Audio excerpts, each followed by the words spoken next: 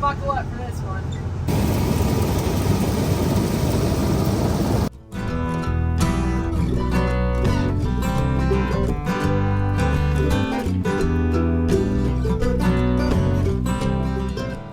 Chief is a family-owned, Nebraska-based company comprised of 7 diverse brands. Chief, trusted, tested, true.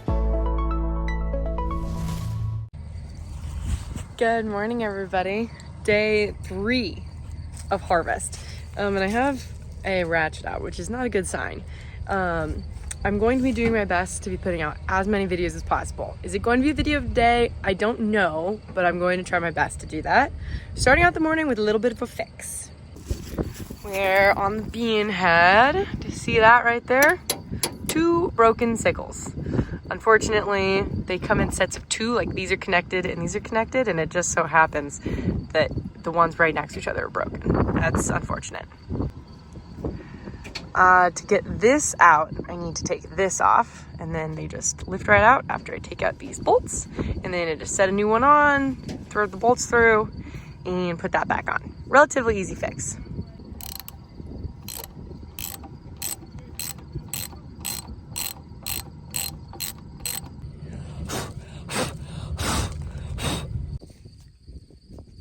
Check this out. Pretty happy with this, Grant. Just like a little, just kind of bolts in right there. I think it just magnets right up there.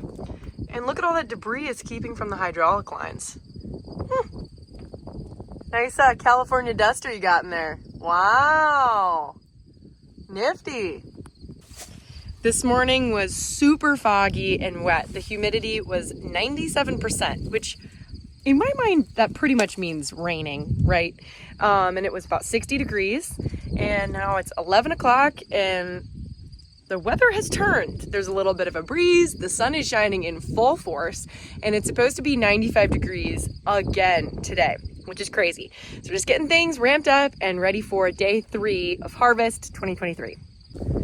We had our lovely assistant Gage clean off the cameras and the windows everywhere on the outside, and we did just a little once over of the combine and the head, because if you remember from yesterday's video, the cutting was really tough. The beans were really hard on things, so I'm hoping with this breeze and the sun things go better. Gage just got the grain cart tractor fired up, and we are ready to hit the field. You'll notice that I'm still primarily riding shotgun in the combine. That is because it is my first season with a John Deere combine. And so not only am I learning the ins and outs of this machine and S780, I am also learning the ins and outs of these fields because this is my first year farming full-time with Grant. So I'm really getting the lay of the land literally here. We are at Grant's parents' house today, the field right across the road from them. Getting this home quarter knocked out. The landscape really changes around harvest time. Everything starts to look different. It's crazy how fast all of this dried down. It feels like just last week it was all green. This is horrible combining conditions. I don't know if you can see, but the beans are just completely laid over flat on the ground and matted together in just an absolute tangled mess. We are going 1.2 miles an hour right now because any faster, they come in just these giant big clumps and clog the whole feeder house. This is less than ideal. If you can see across the road, there was so much wind damage on a seed corn field, they just completely abandoned it and dissed it down, and they planted cover crops out there. So we had beans, we're like, oh, we'll be fine, but apparently not. I mean, there's still crop here to harvest, but if this was corn, it would be totally flat as well. Got so much hail and wind. It is just a mess out here.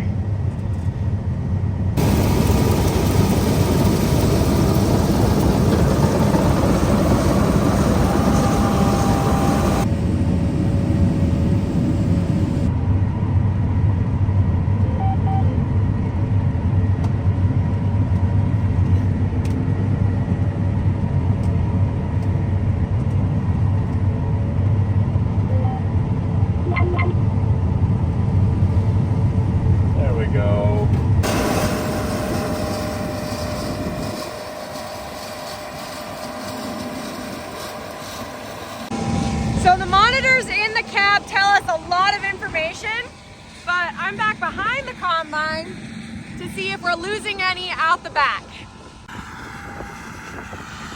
A general rule of thumb is you make about a square foot area and then you check and see how many beans you can find.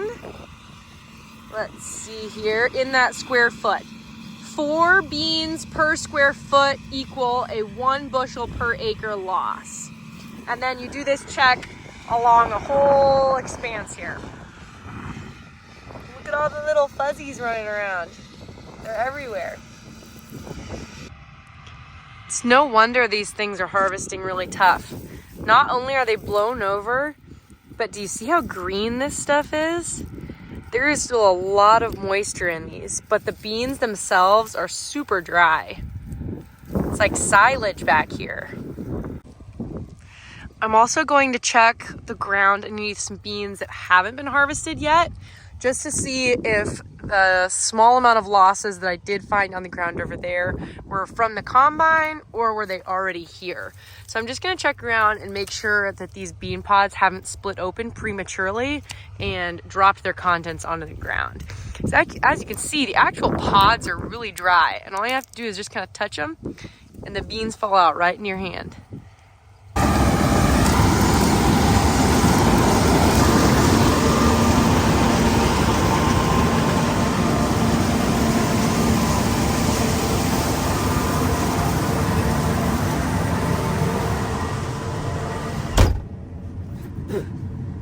Dirty out there, huh? Ooh, it's quite dusty out there, yeah.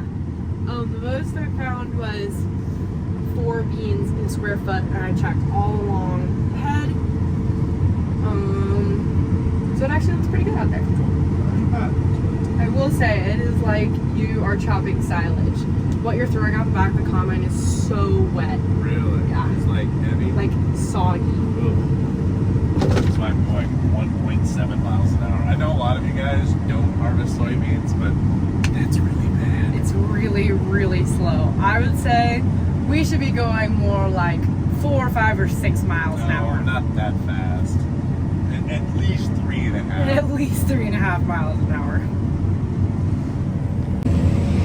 If you can see in the tractor cab there through the back window, Gage has been running the grain cart for us a tad bit this afternoon, doing an excellent job of it, I might add. He has to head to football practice, so I'm going to be taking over for him, and Grant will be left running the combine. A little birdie told me there's a surprise coming out to the field. Oh, Yeah. really? A surprise, huh? A surprise. Oh, I wonder what that could be. I'll have to keep an eye out for that. Oh boy, you guys. What in the world just showed up? This looks a little bit different from the one we've been using. Stellar came out to bring a little bit of an upgrade. Look at this new decal. So if you've been watching and keeping up with the videos, we actually saw this at Farm Progress Show and Husker Harvest Days, and they finally brought it out.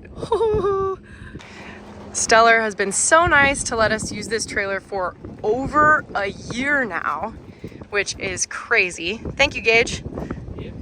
He is not going to have to crank any longer because look at this beautiful electric jack that we have on this new one. There's even a solar panel on top. We'll see how good Gage's backing up skills are. Keep coming, keep coming.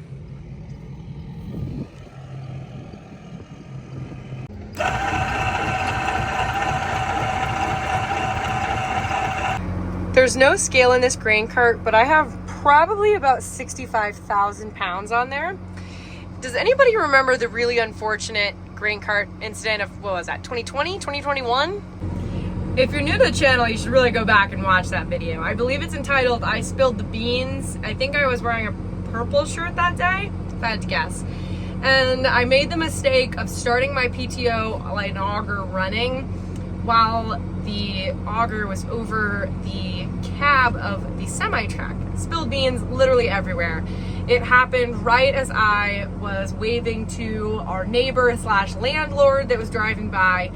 He has not let me live that moment down. He thought it was hilarious. I was severely embarrassed. So I've learned my lesson. I now only start the auger when I am over the truck. So I am idled all the way down right now, and then I'm going to start my PTO shaft and open up the slide gate, and that will allow me to start filling the truck up with grain. First truck of the year loaded for me. A lot have gone out already. And we are about ready to head back and pick Grant up again. I did not spill any beans, so I'll call that a total win.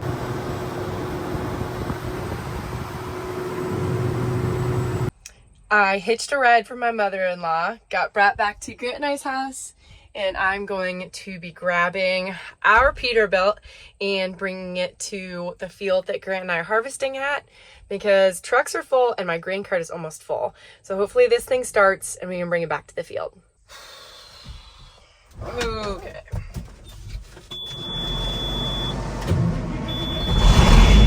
Oh, like a dream.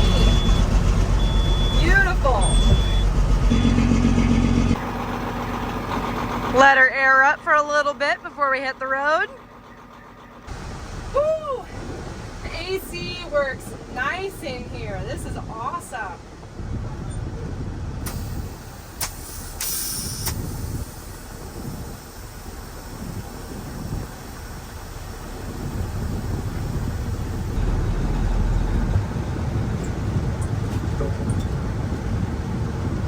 You know what I didn't do? Check the tires.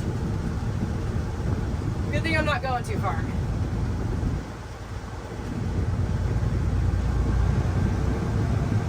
Oh, I just lost all my gauges. That's nice. This has been a recurring problem we've been having. It's super frustrating.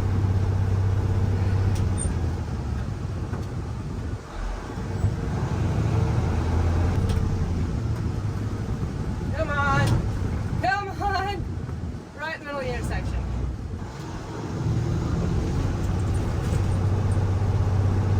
Let's just make it up this hill.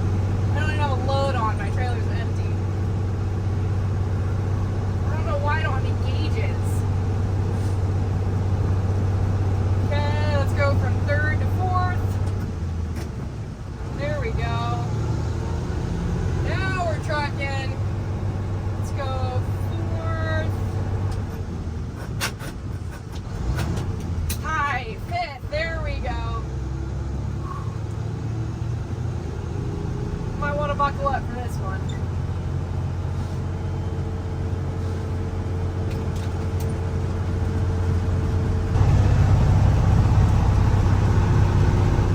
Whew, tight quarters in here. Got a lot going on. It is such a perfectly still evening. We are on, I know it doesn't look like it, but the last pass of this field. The pivot point divides it. So Grant is making one last pass and miraculously is going to end up on the right side of the field. That never happens.